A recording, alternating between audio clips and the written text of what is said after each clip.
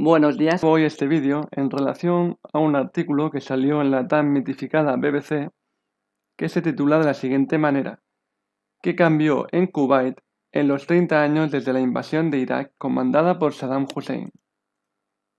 Como este vídeo tendrá tanto contenido estrictamente histórico como propiamente político, con consecuencias que incluso afectan a nuestros días, lo voy a colocar en los dos canales que tengo, que es Tablillas de ayer, que es el canal exclusivamente histórico, y Tablillas de hoy, que es el canal más político. El artículo está escrito por Norberto Paredes, que es un periodista venezolano afincado en Londres. El artículo, aunque analizaré algunas partes del mismo, porque carece de conocimientos básicos sobre este conflicto, pero bueno, el artículo me sirve para hablar sobre el propio conflicto y sobre la contextualización, sobre el contexto del propio conflicto, aprovechando que es un tema que particularmente me gusta bastante. En relación a él se harán dos vídeos, ya que el propio documento se divide en dos partes temáticas, creo que no de forma intencionada. Una es la propia invasión que Irak realizó en Kuwait, y la otra cómo ha afectado eso en Kuwait a lo largo de estos últimos 30 años. Hoy publicaré este audio que versa sobre lo que a mí más me interesa, que es la invasión de Irak a Kuwait y el porqué de todas estas decisiones. Y en los próximos días, no sé cuánto, quizá en 2, en 3, en una semana. Y el siguiente audio tendrá que ver con pues esos efectos o presuntos efectos que ha existido en Kuwait en los últimos 30 años, desde la invasión iraquí, que no es una cosa que me interese tanto, sino porque hace un pequeño desastre el propio autor, o existen algunas contradicciones, no demasiado abruptas, pero sí desde luego notables, lo cual no es más que otro reflejo más, uno entre un millón, de la calidad periodística que existe en nuestros días, aunque a mi parecer siempre ha habido periodismo chatarra, y de hecho hasta se puede debatir si acaso el periodismo existe y es posible más allá de la presunta propaganda.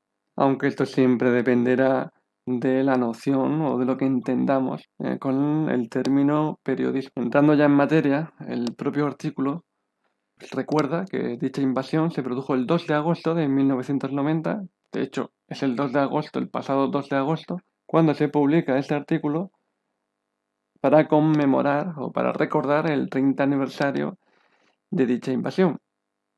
Y el primer fallo, el primer gazapo, en mi opinión monumental, es que dice: es una fecha que para muchos marcó el comienzo de una larga y turbulenta etapa en la historia de Medio Oriente. A mí me hace gracia muchas veces cuando se dice, pues para muchos marcó, para muchos, ¿para quiénes? Esto tiene dos posibilidades de uso. Uno es, de verdad existen muchos autores, suponemos que especialistas en geopolítica o historia militar, o en este caso historia del Próximo Oriente, opinan o piensan que esto marcó el comienzo de una larga, turbulenta etapa en la historia de Medio Oriente. Sin embargo, su segundo uso, que creo que es por lo que este periodista lo utiliza, es para darle una impronta de legitimidad a lo que está diciendo. Dice, bueno, es que para muchos marcó el comienzo de una larga y turbulenta etapa en la historia de Medio Oriente, ¿no? Se usa también otras veces de un estudio de la Universidad de Oxford, o un estudio. ¿Qué estudio? Muchas veces no te lo citan, hay veces que sí, te lo cita y te lo enlazan, perfecto.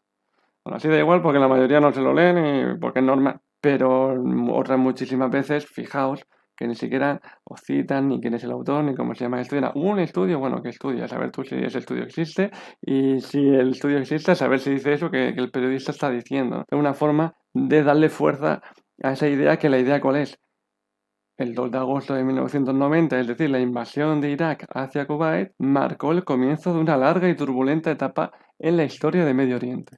Pues es que lo digan muchos o no lo diga nadie, es un error, porque el comienzo de una larga y turbulenta etapa en la historia de Medio Oriente lo marca la desintegración del Imperio Otomano y la intervención del Reino Unido y Francia en un primer momento en toda esa zona.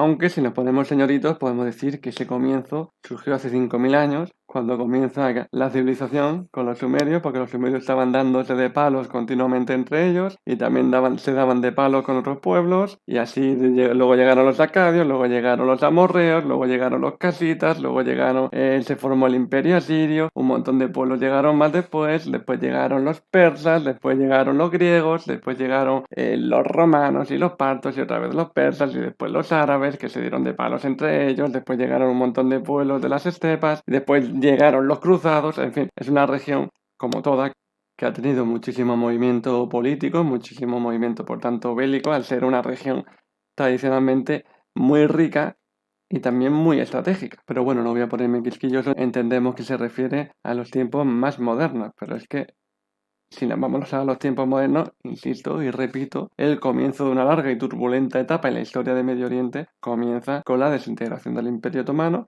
con la creación de una serie de países más artificiales que naturales, en la cual surgen conflictos. A eso le llega la oleada europeísta, porque al final el panarabismo, el nacionalismo árabe no deja de ser una influencia tremendamente europea, y después habría que añadirle otro factor trascendental que es la creación de Israel. Es decir, el Medio Oriente ya era muy turbulento mucho antes de ese 2 de agosto de 1990, prácticamente 100 años antes. De ahí este error para mí garrafal, porque es que es un error muy básico. No estoy diciendo nada que tenga que ver con especialistas, con poco que mires por encima del tema, ya ves que se trata de un error bastante grave. Pero bueno, errores cometemos todos, es una cosa normal. Aunque yo entiendo que los errores se digan más fácilmente hablando que por escrito, porque en teoría uno tiene que revisar lo que escribe, si se va a publicar, además en un medio tan famoso y afamado como es la BBC, y además entiendo que debería alguien revisar lo que uno ha escrito. Pero lo que nos empuja ya a decir que el autor de este artículo y aquellos editores que lo han publicado no tienen el más mínimo conocimiento de lo que están hablando es el siguiente párrafito, que dice así: la invasión tomó por sorpresa al pequeño país petrolero, que no se esperaba tal acción, pero sobre todo a la comunidad internacional. Vamos a ver, Irak llevaba meses amenazando con tomar cierta represalia a Kuwait, entre ellas amenazando con la invasión. De hecho, semanas atrás de la invasión, colocó a su ejército en la frontera kuwaití.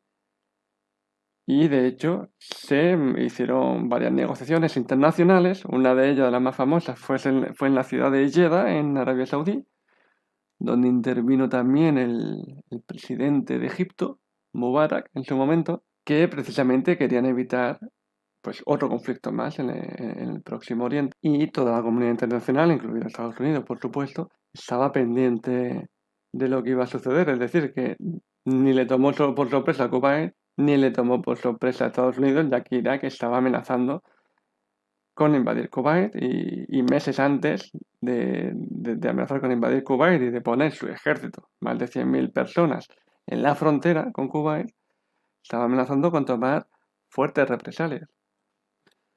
De hecho, os dejaré en la descripción no solo el enlace de este artículo de la BBC, sino también de un artículo del País de 1990, donde se hace pues una breve explicación, un resumen de esa cumbre de Jeddah, donde se intentó pues apaciguar la disputa existente entre Irak y Kuwait.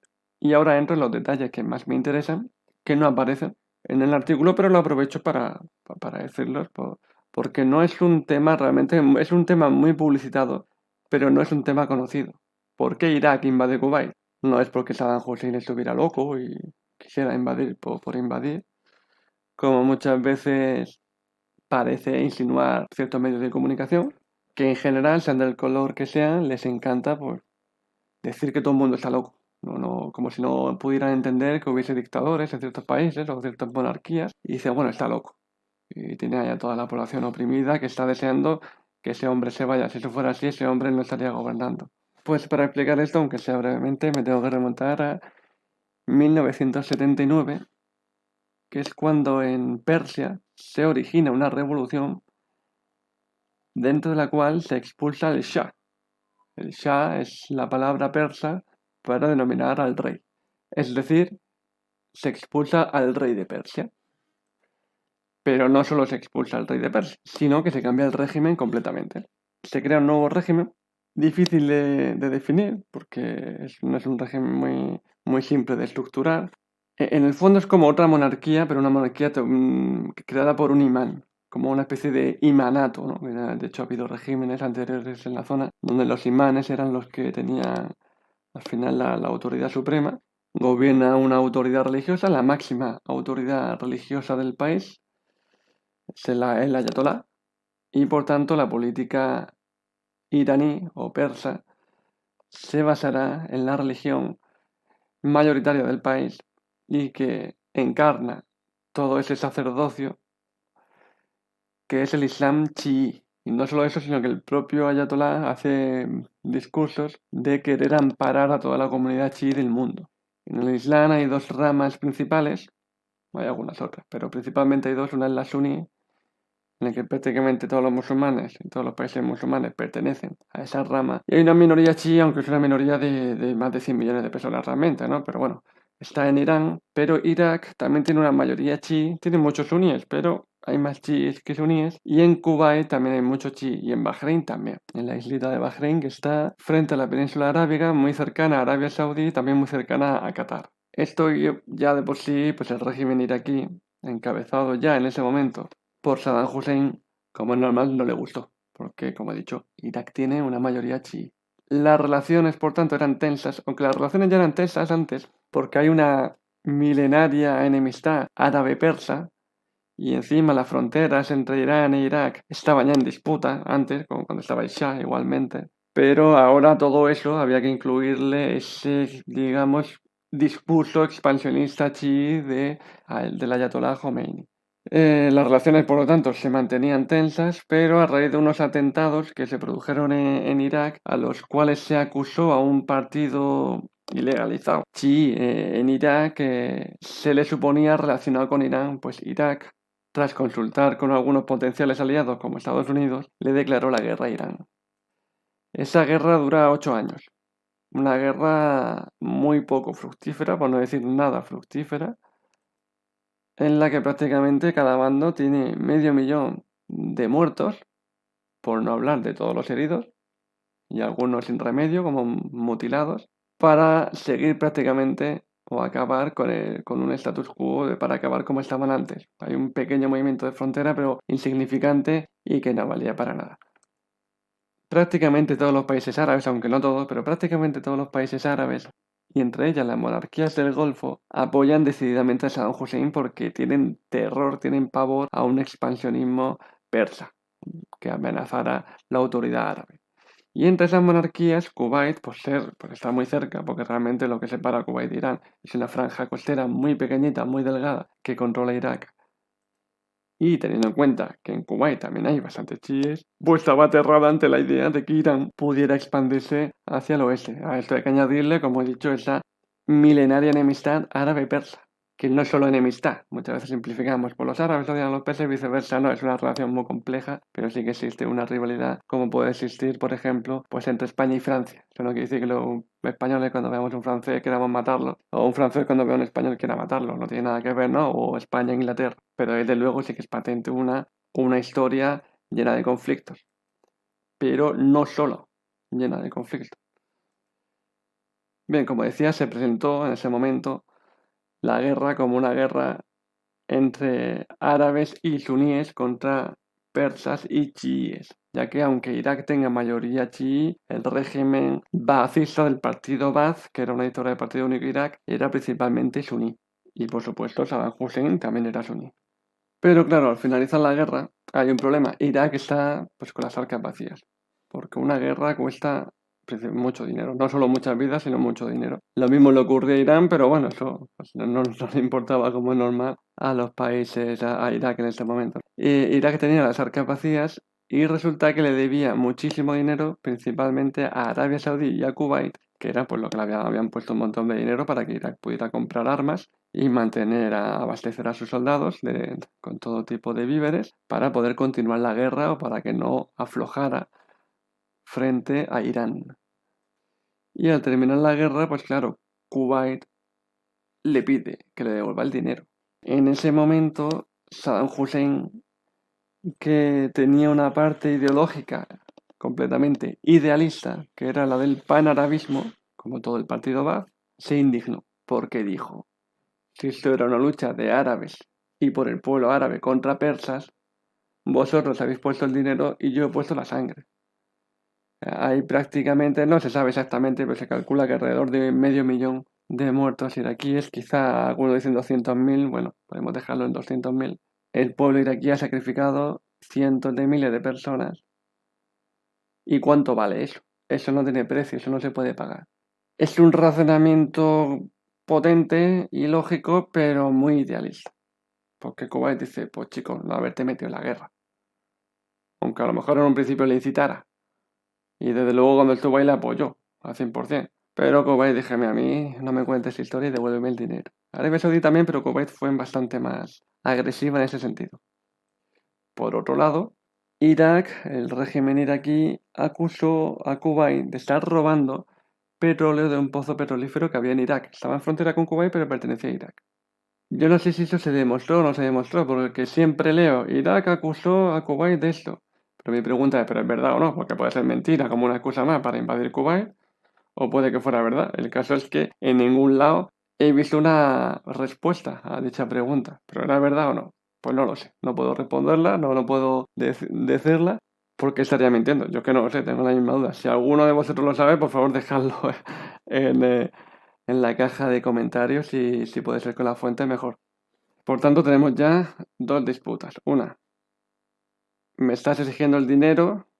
Esto es la posición de Saddam Hussein, claro. Tú, miserable, yo que he puesto aquí cientos de miles de muertos, o el pueblo iraquí, tú solo has dado dinero. O sea, creo que la deuda está más que pagada. A Kuwait, como también es lógico y normal, le da igual, dice: oye, yo te doy este dinero para que me lo devolvieras. En ningún momento tú me dijiste: oye, yo pongo la sangre y tú pones el dinero. Venga, no. En ningún momento se llegó a ese acuerdo, a menos que yo sepa. Por otro lado, Irak acusa a Kuwait de que le está robando petróleo.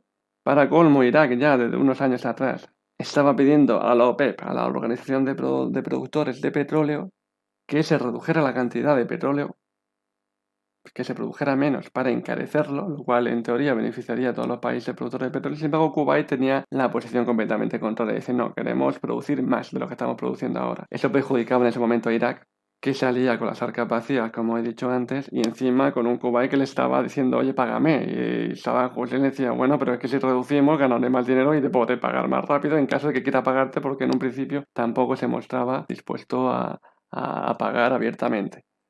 Y por último, y para colmo, desde el primer momento en que Irak cobra su independencia, desde que se forma Irak, desde el primer régimen, que era una monarquía al estilo jordano, y los sucesivos regímenes que hubieron entre la monarquía iraquí y el régimen baacista de Saddam Hussein, bueno, incluso el actual régimen iraquí, reclaman Kuwait como territorio propio.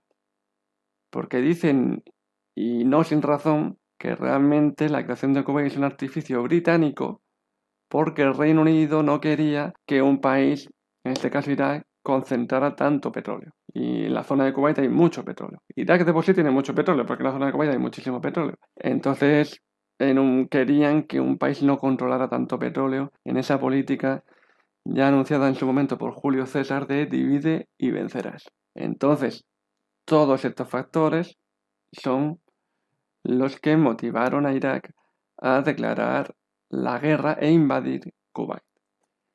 Hubo negociaciones de por medio, no llegaron a un acuerdo, y el 2 de agosto de 1990 Irak decide invadir Kuwait. Kuwait, la pobre, pues es un país muy pequeñito, no puede hacer nada frente al ejército iraquí, que era en ese momento el ejército árabe más grande y más potente y mejor entrenado, porque los ejércitos árabes, la verdad que tradicionalmente, al menos del mundo moderno, los ejércitos árabes han sido bastante malos. El único ejército medianamente competente ha sido precisamente el iraquí desde esta época de Saddam Hussein, quizá el egipcio también en la época de los años 70 y 80, puede que ahora también, pero como afortunadamente no tienen guerra, pues no lo podemos saber. Y ahora sí que es verdad que Emiratos Árabes Unidos en ciertos tipos de tecnología militar sí están muy bien puestos, y aparte tienen al menos lo que es la aviación, una aviación muy bien entrenada, para lo que es el país, desde luego. Y claro, bueno, de hecho hay otro factor, se me ha olvidado decirlo: el ejército iraquí. cómo movilizó a un montón de personas. El ejército iraquí era tremendo, era inmenso, era de cerca de 500.000 de personas. Y al ejército iraquí había que pagarle.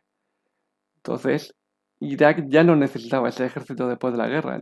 Por tanto, tendría que desmovilizar literalmente a centenares de miles de soldados. Eso podía crear un problema. Gente entrenada que de repente te quitan tu trabajo. En un país prácticamente no arruinado, pero sí con las capacidades, con problemas económicos, vamos a decir. Por tanto, eso podía crear un clima social de protesta, encima con gente entrenada y que han luchado en el frente con la experiencia en combate, pues también era muy peligroso para el régimen de Saddam Hussein. Así que prácticamente todos esos elementos señalaban a invadir Kuwait. Luego hay otra clave, que son las consecuencias, porque uno piensa, bueno, Irak sí puede invadir Kuwait todo lo que tú quieras, pero ¿cómo no pensó que luego iba a ir a Estados Unidos ahí y los iba a machacar? Para empezar, Irak no creía que Estados Unidos iba a intervenir, entre otras cosas porque la última guerra estadounidense seria o medio seria que tuvo fue Vietnam y acabó como acabó. Las cosas con la Unión Soviética estaba desintegrándose en ese momento o a punto de hacerlo y estaban mucho más relajadas. Y la población estadounidense pues no estaba de acuerdo con nuevas guerras y menos con un país porque realmente no era comunista. Lo que nos esperó en ese momento Irak fue que en Estados Unidos se hiciera una campaña propagandística en diversos medios de comunicación en los cuales salía una chica kuwaití diciendo que el ejército iraquí de Saddam Hussein era increíblemente mezquino y que una de las primeras cosas que hicieron para cuando invadieron Kuwait fue ir a los hospitales y a las plantas natales donde estaban los bebés recién nacidos, coger a los bebés y estrellarlos contra el suelo para matarlos. Claro, eso cualquiera que sea humano e incluso medio humano, pues le estremece. Resultó que al final la chica era la hija de un embajador kuwaití allí en Estados Unidos, que creo que ni siquiera había pisado Kuwait nunca, aunque la ponían como testigo directo, como una enfermera, ahí de que había escapado, ¿no? De Kuwait. Y que evidentemente la historia era mentira, porque esa clase de historias, cuando te las cuentan, sea del país que sea, pues uno ya tiene que sospechar y decir, vamos a ver. A mí, independientemente de mis simpatías hacia unos y otros y mis ideologías, cuando suenan cosas tan raras, es decir, si son tan raras es porque son raras y es difícil que pase, ¿no? Y normalmente tienen que ver con la propaganda, al menos en la inmensa mayoría de veces. Pero claro, cuando se desveló esto, la guerra ya había comenzado y creo que se había acabado, la primera guerra del Golfo. Pero sí que le sirvió a Estados Unidos, al gobierno en ese momento de George Bush padre, para meter a Estados Unidos en guerra, que es lo que quería. Pero después de eso ya, pues la gente, como es normal, se encolerizó. Y de alguna forma legitimó la intervención estadounidense para liberar a Kuwait de las garras de Irak. Por otro lado, como he dicho, la última guerra seria que había tenido Estados Unidos fue Vietnam. Sabemos que Vietnam fue un fracaso absoluto para Estados Unidos. Y como Irak tenía un ejército potente, pues dijo, yo creo que le podemos hacer frente. El problema es que Irak tenía un ejército potente en su contexto. Y otro problema es que Estados Unidos, precisamente gracias a la guerra de Vietnam, reformuló todo el organismo militar, aprendiendo de los errores que se cometieron en Vietnam. Y esa nueva organización de la maquinaria militar estadounidense se estrenó aquí, en esta guerra, y destrozó e hizo polvo en solamente una batalla al ejército iraquí, que finalmente tuvieron que reconocer rápidamente la derrota y liberar Kuwait. Mucha gente se pregunta, ¿por qué no quitaron a Saddam Hussein en ese momento? Pues por dos factores, que además están relacionados. El primero porque las monarquías del Golfo le pidieron a Estados Unidos que no derrocar a Saddam Hussein, que liberara Kuwait, pero no derrocar a Saddam Hussein. Y el segundo es porque, como he dicho, Irak tiene una mayoría chií. Irán es enemigo acérrimo de Estados Unidos desde 1979, en el que el régimen de los ayatolás se impuso. Entonces, claro, pensaron, si derrocamos a Saddam Hussein, que es suní y tiene a los chiíes iraquíes controlados, y ponemos un régimen electoral, Irán va a tener una influencia tremenda en Irak. Entonces preferimos tener a Saddam Hussein enfrentado a Irán y no aliado. Digo que están relacionadas estas dos porque yo no sé por qué las monarquías del Golfo pidieron a Saddam Hussein, pidieron que no se derrocara a Saddam Hussein, quizá por simpatía, quizá porque le reconocían pues ese valor de haber luchado contra Irán, o quizá y también probablemente porque conocían este hecho, de que podía ser un peligro derrocar al régimen de Saddam Hussein enemigo a Irán, porque a lo mejor el siguiente régimen podría ser aliado a Persia, que Persia e Irán es lo mismo, son sinónimos. Irán es el nombre moderno, Persia es el nombre tradicional y milenario. Y efectivamente, una vez se derroca definitivamente a Saddam Hussein en 2003, lo que hemos tenido en Irak es un régimen títere, desgraciadamente títere y sufridamente títere de Irán. Y con eso termino esta parte, que ya son alrededor de 30 minutos, y ya crearé la otra, que es mucho más cortita, porque son añadir 3 o 4 cosas en las que se contradice el autor de la noticia. Muchas gracias por vuestra atención.